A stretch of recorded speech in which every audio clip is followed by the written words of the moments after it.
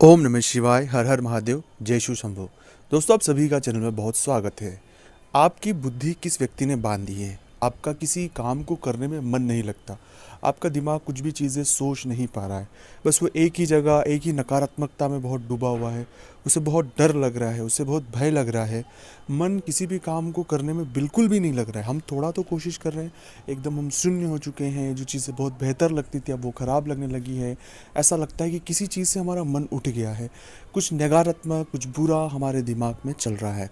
तो बुद्धि अगर किसी व्यक्ति ने बांध दी है, या हमारी बुद्धि जब काम नहीं कर रही है, हम जो निर्णय ले रहे हैं वो निर्णय सही नहीं हो रहे हैं, हम गलत डिसीजनों की ओर जा रहे हैं, हम गलत तरीकों की तरफ जा रहे हैं, हमारा जीवन पूरी तरह से गलत ट्रैक पे जा चुका है, तब ये मन में प्रश्न उठता है कि कहीं किसी व्यक्ति ने हमारी बुद्धि बांध तो नहीं दी है। अगर किसी ने आपकी बुद्धि बांध दी है तो उसे समझने की आवश्यकता है। उसके लिए क्या संकेत है, इस वीडियो में हम वो तो बात करेंगे इसी। दूसरा ये कि अगर किसी व्यक्ति द्वारा इस तरह की चीज़ें हो चुकी है तो कैसे इससे हमें बाहर निकलना है, क्योंकि हमारा मूल उद्देश्य तो इस परेशानी से बाहर निकलना है। तो जब कभी भी आप किसी काम में बार बार करने के बाद सफलता ना मिल पाना, चीज़ों को लेकर बहुत एफर्ट लगाने के बाद भी परिणाम ना मिल पाना, चीज़ें बहुत नकारात्मक जाना, जो लोग हैं वो बार बार धोखा देना, हम बहुत जल्द जिन पर विश्वास कर रहे हैं वो लोग हमें धोखा दे रहे हैं, हमारे साथ ऐसी सिचुएशनें हो रही है कि कोई अपना नहीं है। बुद्धि न तो विवेक से कोई डिसीजन ले पा रही, ना कुछ समझ पा रही। सब चीज़ें देखने के बावजूद भी हम सही नहीं देख पा रहे।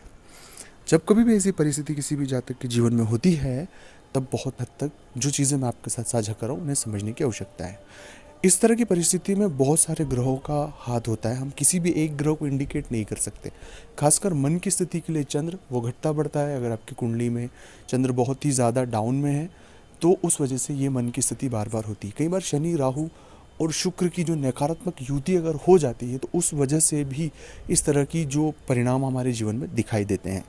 खैर, ये आप अपनी निजी कुंडली की बात है, आपकी व्यक्तिगत कुंडली की बात है। पर अगर ऐसी परिस्थितियाँ आपके साथ हैं और आप इससे बाहर निकलना चाहते हैं तो कुछ तरीके आपके साथ साझा मैं कर रहा हूँ, उन्हें बहुत बारीकी से आप समझ लें। आपसे एक निवेदन है कि अभी तक आपने चैनल को सब्सक्राइब नहीं किया तो प्लीज़ आप सब्सक्राइब करें। कमेंट्स में भोलेनाथ का नाम लिखें। अगर आप चाहते हैं अपनी कुंडली का विश्लेषण हमसे करवाना, मतलब इस तरह की स्थिति अगर आपके साथ है तो आप एक बार हमसे कंसल्ट भी कर सकते हो। उसका फीस और शुल्क लागू है दोस्तों। जो आप हमसे आपकी मदद हो पाएगी ज़रूर आपकी करेंगे।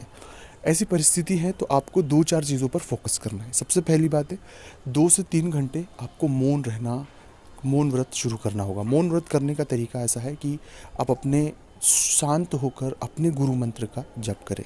नहीं है गुरु मंत्र तो नमः शिवाय नमः शिवाय नमः शिवाय का मन में जाप करें और पूरा ध्यान अपने नमः शिवाय के जप पर होना चाहिए। इस तरह की परिस्थिति जब आप 7 दिन तक करेंगे तो 8वें दिन से आपको बहुत सारी चीज़ें खुद को स्वतः ही समझ आएगी।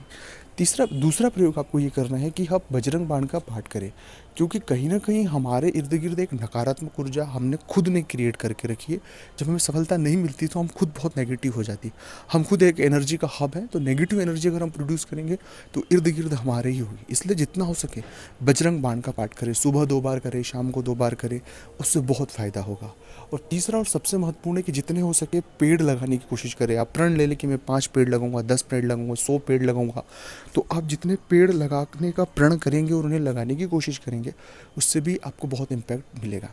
चौथा प्रयोग यह भी महत्वपूर्ण है कि जो दिव्यांग है या उनका आश्रम हो या कोई दिव्यांग व्यक्ति हो, उनकी आप मदद करें। और रही बात बुद्धि, आपकी कोई व्यक्ति बुद्धि नहीं बांध सकता। हम केवल हमारी परेशानियों में बहुत उलझ जाते हैं।